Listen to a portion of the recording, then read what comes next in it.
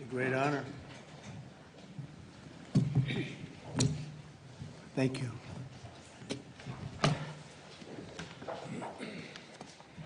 It's a long time, 35 years. They fought, and now they're friends, and they're going to be friends for a long time. But it's a big, beautiful honor to welcome everyone to the White House for this very historic peace summit between Armenia and Azerbaijan. It's really a great thrill for me. I love seeing good people get together, and that's what you have. You have two great leaders.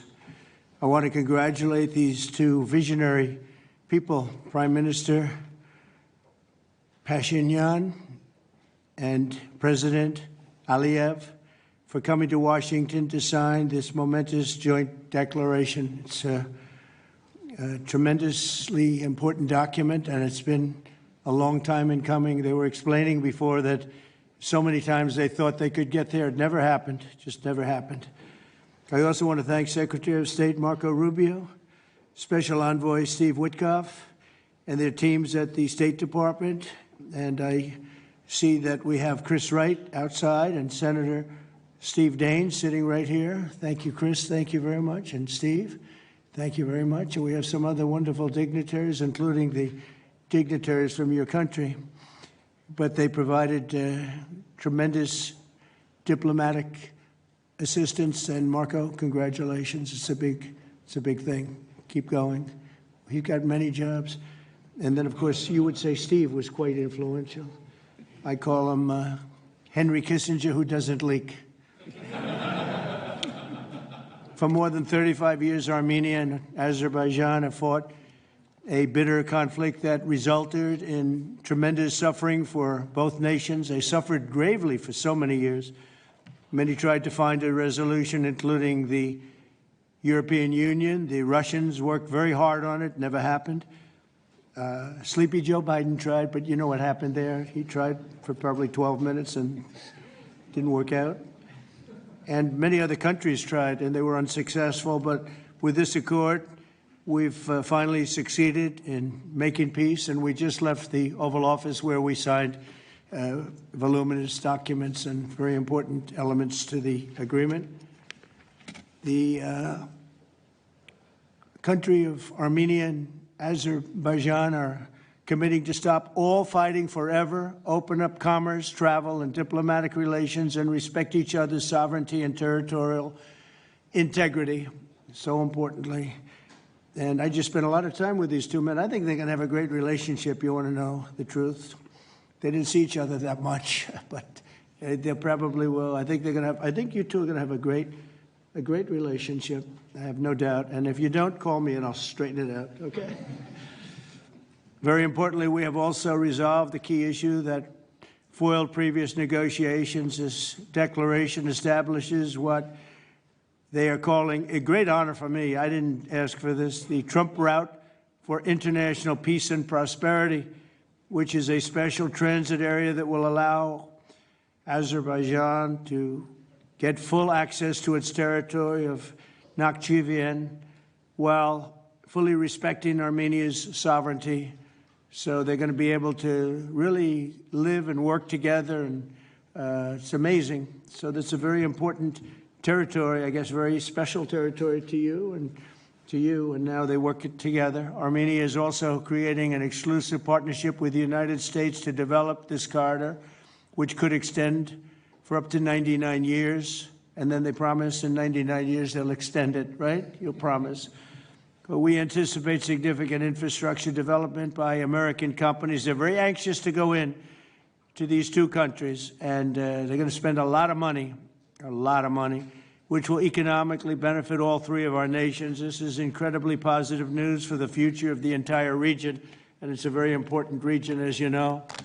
Additionally, the U.S. is signing a bilateral agreement with both countries to expand cooperation in energy, trade, and technology, including AI. And in terms of energy, Chris is here representing our country, and there's nobody better than Chris Wright.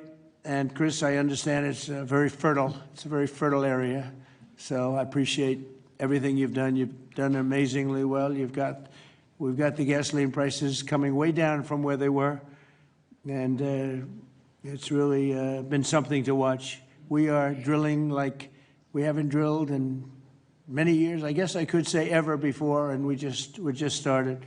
We're also lifting restrictions on defense cooperation between Azerbaijan and the United States of America. The president, that's a big deal. Unless, is that important to you? I think so. That was pretty good. They're very happy about that. So am I.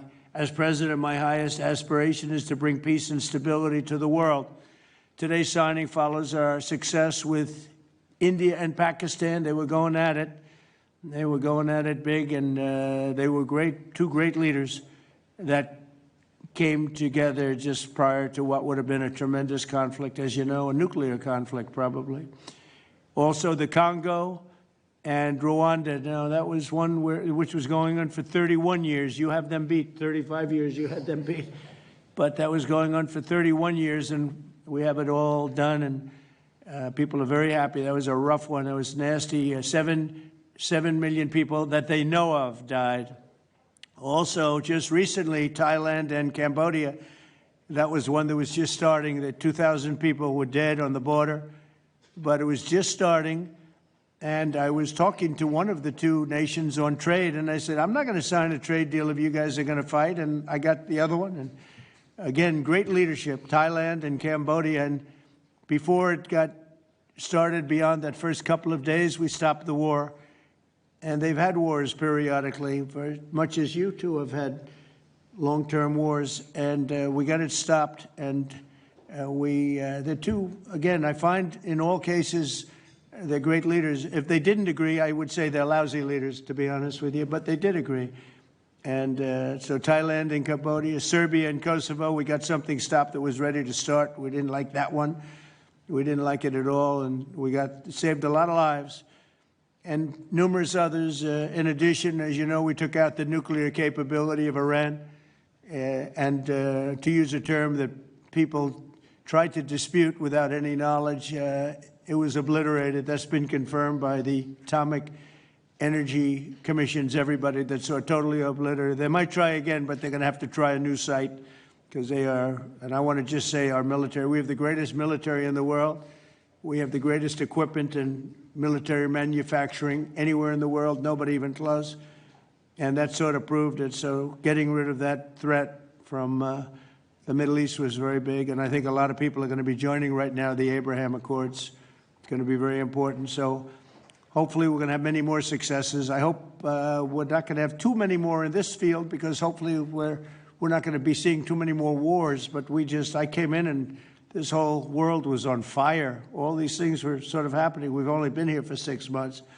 The world was on fire. We took care of just about every fire, and we're working on another one that you're reporting on very strongly with Russia, Ukraine. And we'll have some more information for you a little bit later. But I want to ask these two very special people. Again, I've gotten to know them. They're very special people. And I think they have the potential to have a great personal relationship, which is always good, but also a great just relationship. And if I might, may I ask you to say a few words, sir? Thank you very much, Mr. President. First of all, thank you for invitation. It's a big honor to be invited by the President of the United States for this historic event. Actually, we are writing a new history in a bilateral interstate relationship between the United States and Azerbaijan. We are starting the path towards a strategic partnership.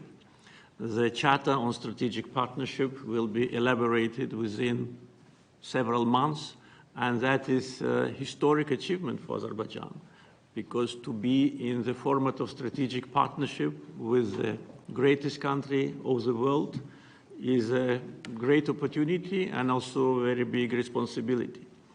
And this strategic partnership format embraces so many important areas: mutual investment, trade, energy, connectivity, transit, AI, defense sales, counterterrorism. So all these areas where we had and hopefully will have very active cooperation in the future. So it opens a lot of opportunities for Azerbaijan to continue its path of development, to diversify its economy, to keep unemployment low as it is today, and to look to the future with great optimism. Also, I'm very grateful to Mr. President that he today lifted the restrictions which have been imposed on Azerbaijan back in 1992, just only 1 year after Azerbaijan restored its independence. These restrictions have been imposed on us. So after 33 years, these restrictions have been lifted just today. So really, it's a day which will be remembered by the people of Azerbaijan with a feeling of pride and gratitude to President Trump for his attitude to Azerbaijan, for his vision, for not only for our region. We were exchanging views today, and I said that within several months he managed to put an end to conflicts in Asia, in Africa, and now in Southern Caucasus. What we could not achieve for more than 30 years. We had to sacrifice lives. We had to fight two very bad wars with a lot of casualties. And if not for President Trump and his team, and our great friend, Mr. Vitkov and his team, probably today, Armenia and Azerbaijan would have been again in this endless process of negotiations. So really, it's a historic day. We are today establishing peace in the Caucasus, which will open great opportunities, not only for our region.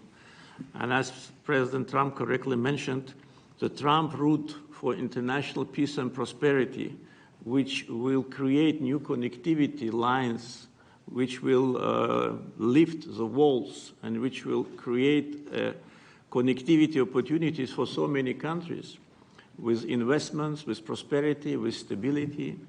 You know, Azerbaijan and Armenia, we became independent at the same time as a result of the collapse of the Soviet Union. But at that time already, we were at war.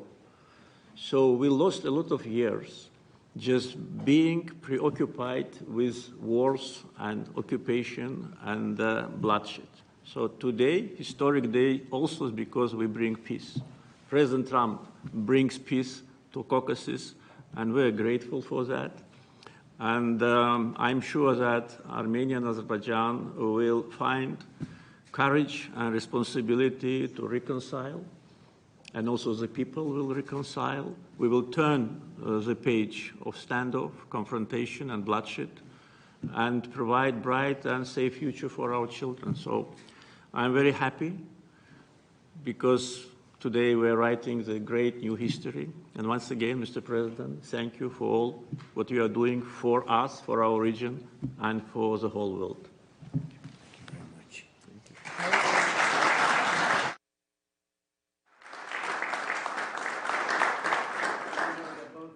Great leaders. How long have you been in the leadership position? 22 years. 22 years. Yeah. That's pretty good. That means he's tough and smart.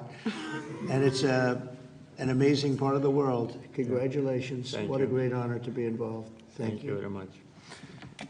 Please.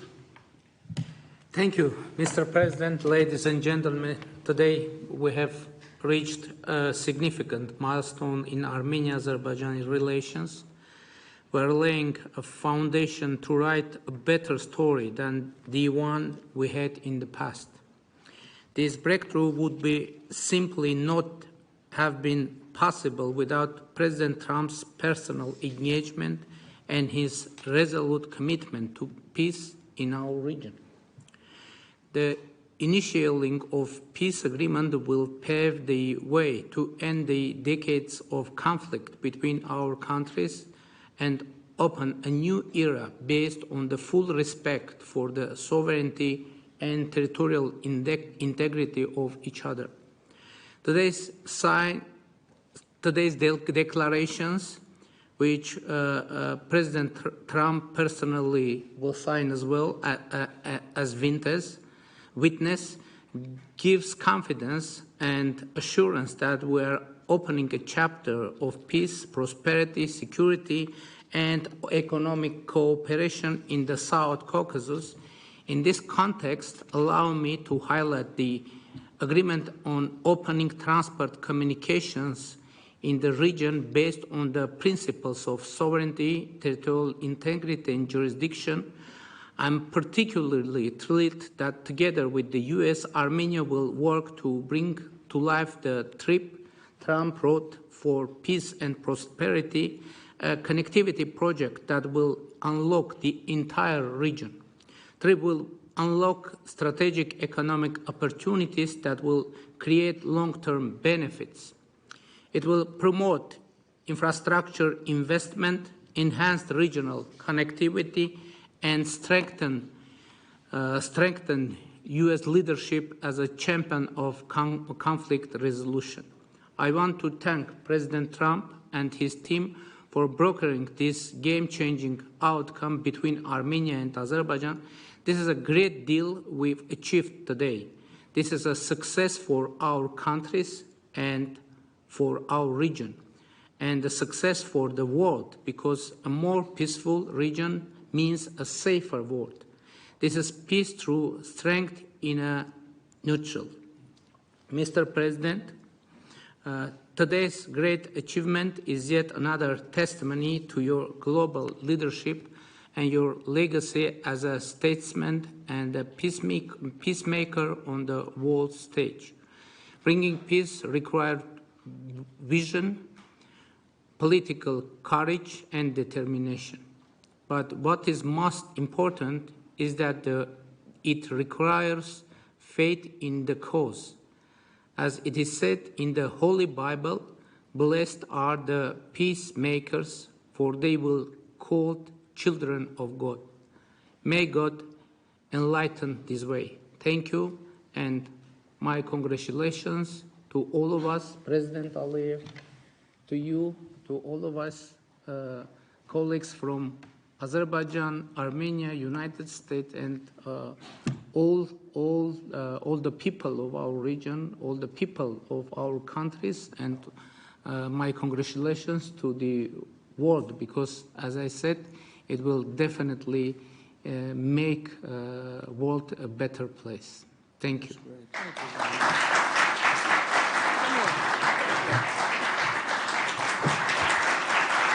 The President of the United States, the President of the Republic of Azerbaijan, and the Prime Minister of the Republic of Armenia will now sign the joint declaration on the outcomes of the Trump Route for International Peace and Prosperity Summit. That's really They will beautiful. sign 3 copies in English. The President of the United States signs as a witness to the President of the Republic of Azerbaijan and the Prime Minister of the Republic of Armenia, affirming their path to peace, stability, and prosperity. We kindly ask that all guests remain seated for the signing of the documents.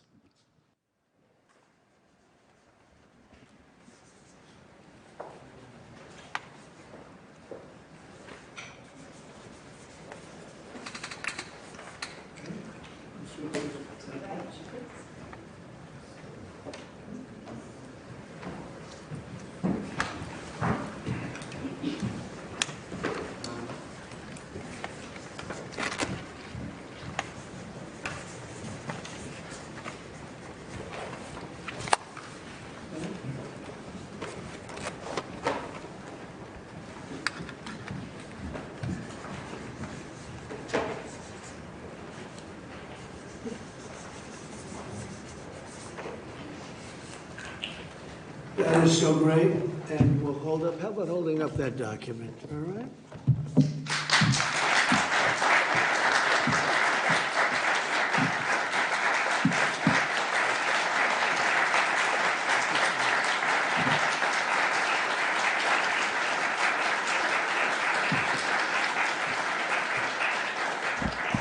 Well, thank you. This is really a big day, and we have some other big announcements, but I didn't want to make them because I don't want to do anything that could even, in a little way, overshadow what's taken place today. 35 years of death and hatred, and now it's going to be love and respect and success together. And I didn't really want to do anything that would in any way overshadow. I don't think it can be overshadowed when you're at war and so many people have suffered and so many people have been killed, and now you're going to have great peace. And I look forward to that corridor, because that corridor sounds, I'm going to have to get over there. I'll bring Senator Daines with me, and we're going to have to get over this, Steve. So, but this is a really great achievement, and I congratulate you. You're two incredible leaders. You're going to go down in history. And I've read the whole thing about how long it took, and you thought you were there, and people let you down, and sometimes you probably let people down. Maybe, I don't know how it works, but that's the way it usually does. But this is something that is very, very special. So I don't want to get in the way of it at all, but we'll take a few questions, maybe at least slightly related, but we have some other things to announce later on in the day. Peter, please. Related, just because you mentioned the elusive peace in Ukraine. Who is holding up this Ukraine ceasefire summit? Is it Putin or is it Zelensky? Well, I think it's that one is, as you know, we've been working on a lot of these deals. We've closed every single one of them all throughout the world, and that's the last of them. And they're losing, Peter, about 6,000, maybe even 7,000 soldiers every single week. Russia, as you know, lost almost 25,000 over the last month and a half, and Ukraine lost just a small number, fewer. It's a lot of people are dying, and I think we're getting very close. And we're going to be announcing later on. We're going to have a meeting with Russia. We'll start off with Russia, and we'll announce a location. I think the location will be a very popular one for a lot of reasons. But we'll be announcing that a little bit later. I just don't want to do it now because of the importance of what we just did. And I completely understand that. Just a follow-up. Are you surprised that Zelensky hasn't figured out by now, in years of war, how to deal with you and to deal with Putin without needing permission to make concessions from his parliament or from a national referendum? Well, he's going out and getting what he needs. You know, he's not authorized to do certain things. I said, well, you're going to have to get it fast because, you know, we're getting very close to a deal.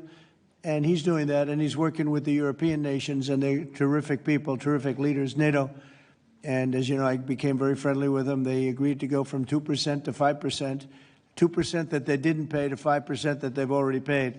It's trillions of dollars. So, you know, we're working together very closely. But no, in all fairness to President Zelensky, he's getting everything he needs to assuming we get something done. But I'll be meeting very shortly with President Putin.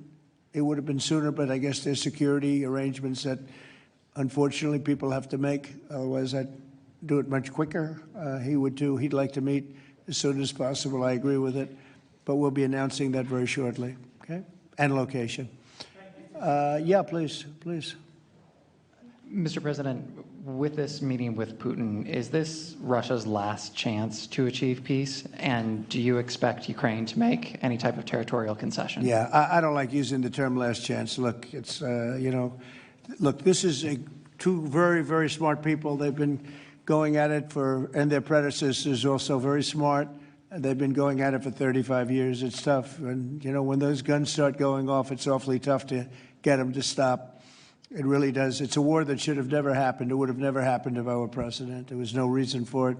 So many people are killed, so much cultural destruction. You look at those magnificent towers, the most beautiful in the world. You know, the spires were considered the most beautiful in the world. They're all in a million pieces, laying on the ground, all obliterated, knocked into a million pieces. So sad. But millions of people have died. And very, very much set in their ways. A lot of people were set in their ways, but I think we're getting close. I mean, this was not my war. This was Biden's war. But the European Union has been great. As you know, they're purchasing equipment from us. They have a lot of money, and they're spending a lot of money on buying equipment. We're not spending money, but we are supplying them equipment. They're paying for it. And I think, you know, that a lot of things happened recently that would make this go forward. I'm not going to mention anything having to do with India, but maybe that had an impact. But what really had an impact was NATO has stepped up in terms of their spending on buying military equipment. You know, we're in for probably through Biden and his people, $350 billion. $350 billion. When they hear these numbers, you're saying that's a lot of money. $350 billion the United States is spent on that. It should have spent nothing because it should have never happened. It would have never happened. And Europe is in for over $100 billion, which is, it should be the opposite if we were in for anything, but it should be the opposite. And I will say that Europe wants to see peace. The European leaders want to see peace. President Putin, I believe, wants to see peace, and Zelensky wants to see peace. Now, President Zelensky has to get all of his everything he needs because he's going to have to get ready to sign something, and I think he is working hard to get that done. Will Zelensky have to give up territory, Mr. President? Well, you're looking at territory that's been fought over for 3.5 years with, a lot of Russians have died, a lot of Ukrainians have died. So we're looking at that, but we're actually looking to get some back and some swapping. It's complicated. It's actually nothing easy. It's very complicated, but we're going to get some back. We're going to get some switched. There'll be some swapping of territories to the betterment of both. And but we'll be talking about that either later or tomorrow or whatever. Yeah, please. Say it. If I could ask a question of your guests and also of you. Yeah. Of the guests, will the Armenians from Nagorno-Karabakh be allowed to return? And also, do you have any thoughts on the talk about President Trump winning the Nobel Peace Prize? And for President Trump, you're working on resolving 2 other major conflicts. In Gaza, you've spoke of resettling the Gazans. The country of Somaliland has expressed potential interest if you were to diplomatically recognize their independence. Are you inclined to do so? And also, did President Putin present an award to Mr. Witkoff during their recent visit? He likes Mr. Witkoff, I can tell you that.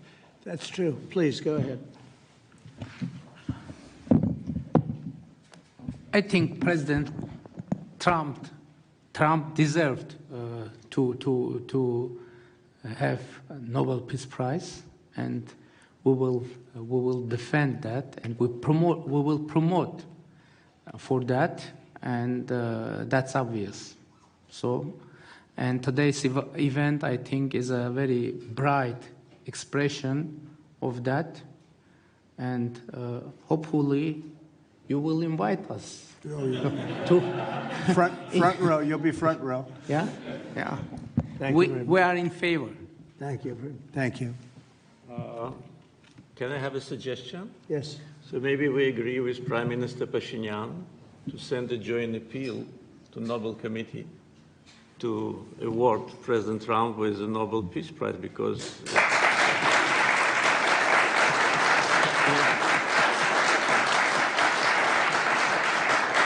from the leaders of the countries which were at war for more than 3 decades, having this historic signature here, it really means a lot. This is tangible result of President Trump's leadership, and no one could have achieved that. There have been many presidents here since beginning of 90s, and the so-called Minsk process, which, by the way, today we put an end to with my Armenian colleague, started in 1992. So negotiation under the auspices of OSCE continued for more than 3 decades without any result. So who, if not President Trump, deserves the Nobel Peace Prize? I don't want to go into the history of some very strange decisions of the Nobel Peace Committee to award the prize for someone who didn't do anything at all. But President Trump, in 6 months, did miracle. So I think that my Armenian colleague will support it, and judging by the reaction of the audience, I think as soon as we come back, we will agree to issue a joint letter, and hopefully, and I also join when President is awarded, we hope that he will invite us to the ceremony. You certainly will be. Thank you very much. Do we have draft to sign now? Well, we'll see what happens. We already like to sign. Thank you very much. It's very nice. We're looking into that right now. Good question, actually, and another complex one, as you know, but we're working on that right now. Somaliland. Thank you so much. I wanted to ask you, have you spoken to Russian President Putin yet? And would you go to Russia or Ukraine? And what exactly would you say We'll to be him? announcing a location in maybe a little while, and I think you'll be very happy. We'll see what happens, right? All we can do is do our best. We've been working on this one for a long time. This is a very complicated one also. This was extremely complicated, but we made it less complicated, and we had two very brilliant people on my right and my left. They understood what was at stake. I think if it didn't get done now, it might have never gotten done. So this is the same, very similar with Ukraine. It became more and more complicated as time went on. It was simple at the beginning. It wasn't going to happen. But it became more and more complicated. But I think we're getting close. Yes, ma'am. Yes, go ahead, please. Could the location for the summit be Italy?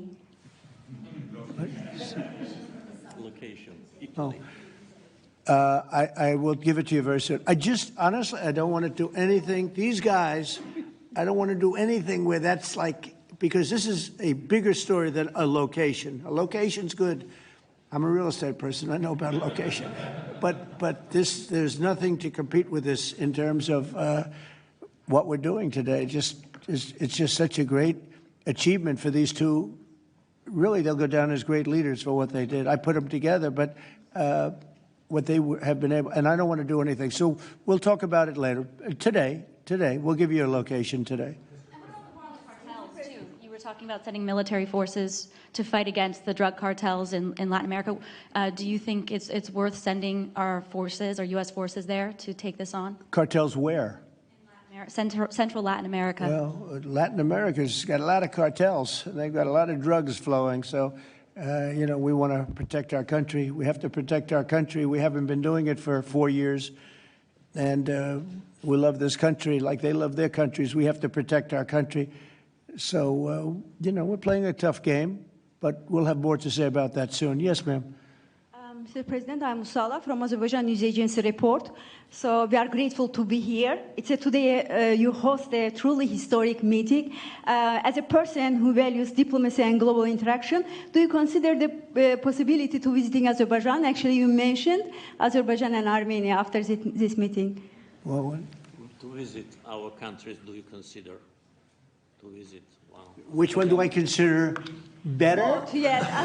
Oh, I think if I ever said that you would say, this guy couldn't have solved the problem. You know what? I consider them both great, okay? And you know what? They're going to be even greater. But and they're very different in many ways, but they have a lot in common. But they're both great as far as I'm concerned. Yeah, please. It's an interesting question, right? That would have been a hell of an answer if I said, well, I think I like this one or that one. No, we don't do that. Go ahead, please. Mr. President, first of all, thank you for bringing peace to South Caucasus, something that no one has been able to achieve in 35 years. Thank you. That's number one. We also noticed that you think highly of the commitments that the sides have taken on and assumed. However, considering the long history of conflict and the fact that this is not a legally binding document, will there be consequences if at some point one of the sides takes a step back? I don't think it's going to happen. I think it's going to be very good. And I told them, I gave them a personal commitment. If there's, there's always little problems here and there, right? The big ones have been solved. These are the giant ones have been solved. But if there's conflict, they both know they're going to call me and we're going to get it straightened out. They're not going to have a problem. Where are you from? Armenia. Okay, good. Very good. I was wondering. It was a very unusual question. But it's not unusual considering you're from Armenia. If there's a problem, we will get it worked out. I told them both, don't let the problem last. We get it early and we'll get it solved. Good reporter you have over there.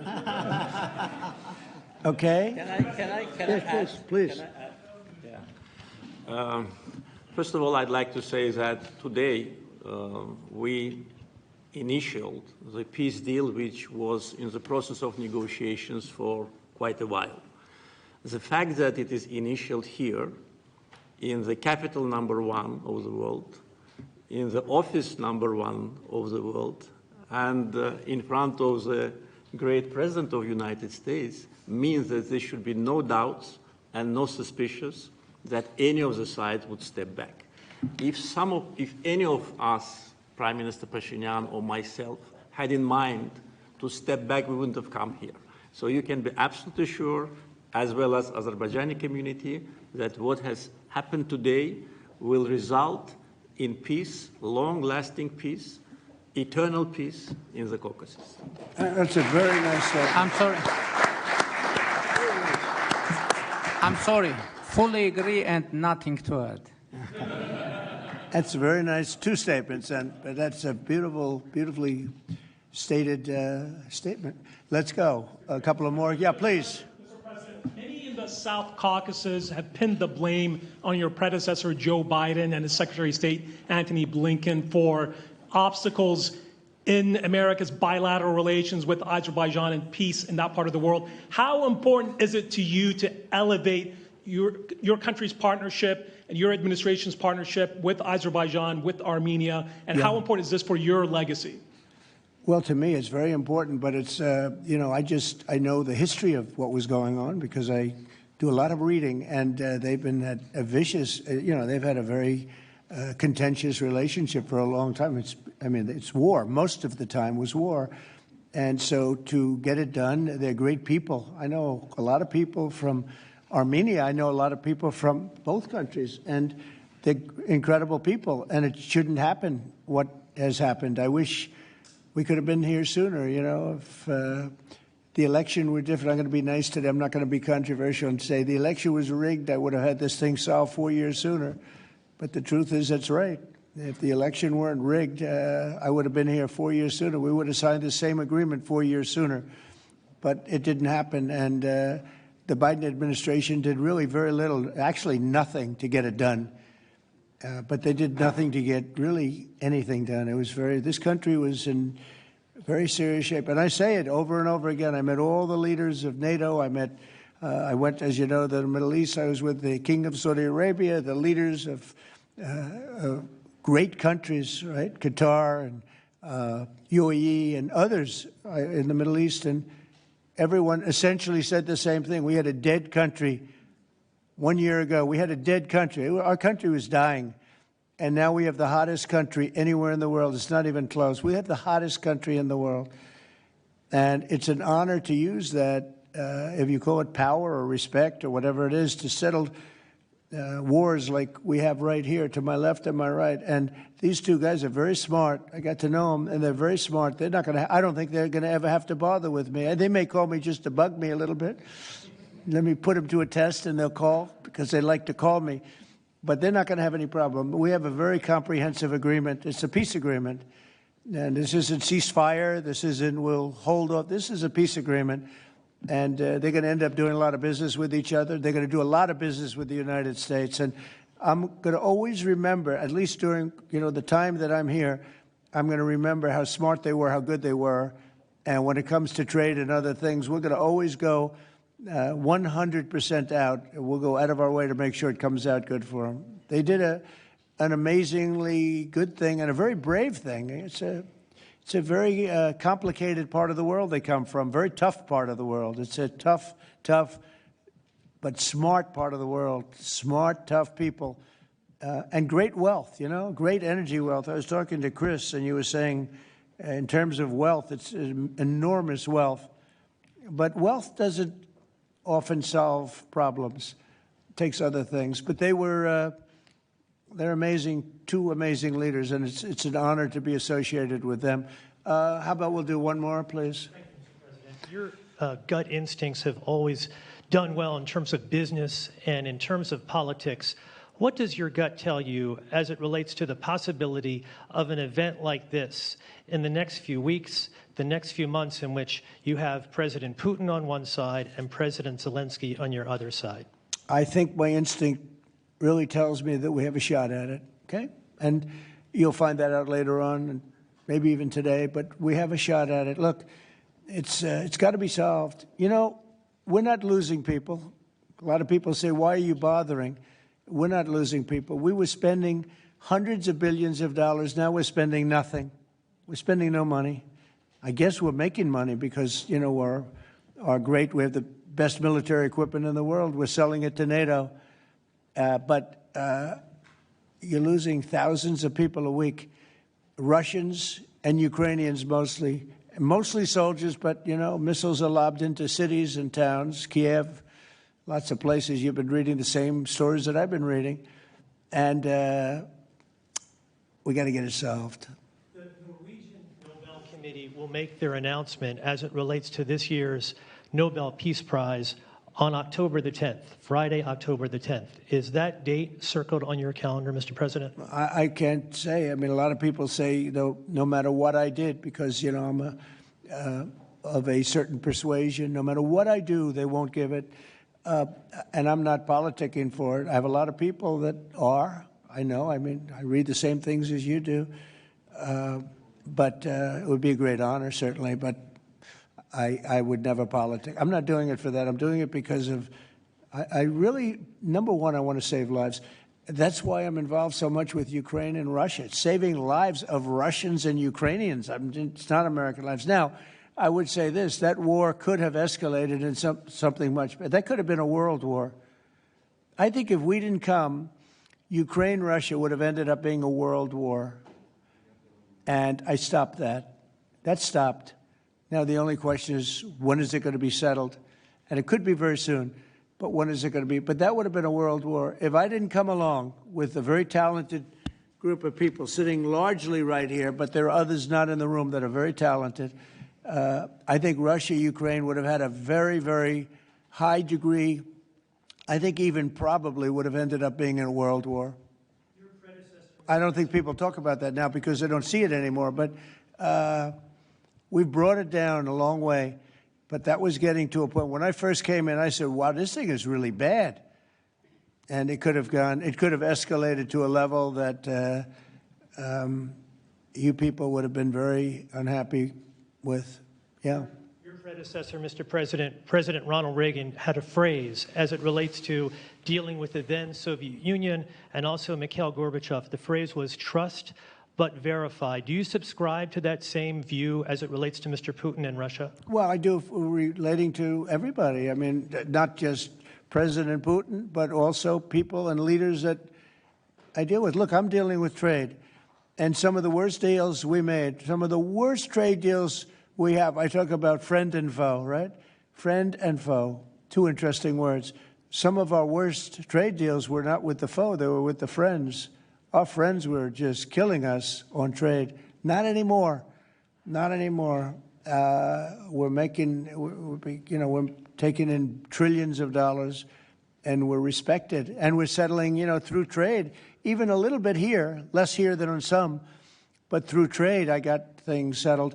With India, Pakistan, I think it was trade more than any other reason. That's how I got involved. I said, I don't want to be dealing with countries that are trying to blow up themselves and maybe the world. They're nuclear nations. That was a big one. Getting that one settled, I think you'd agree. That was a big one. And they were going at it. They were shooting airplanes out of the sky. 5 or 6 planes got shot down in their last little skirmish, and then it was going to escalate from there. And that could have gotten to be very, very bad.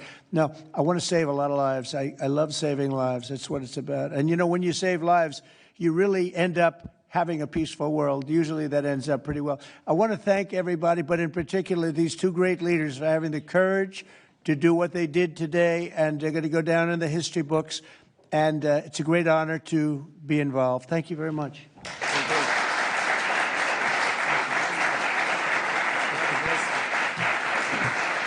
Thank you. Thank you. Ladies and gentlemen, please remain in your seats until the leaders have departed the room. Thank you.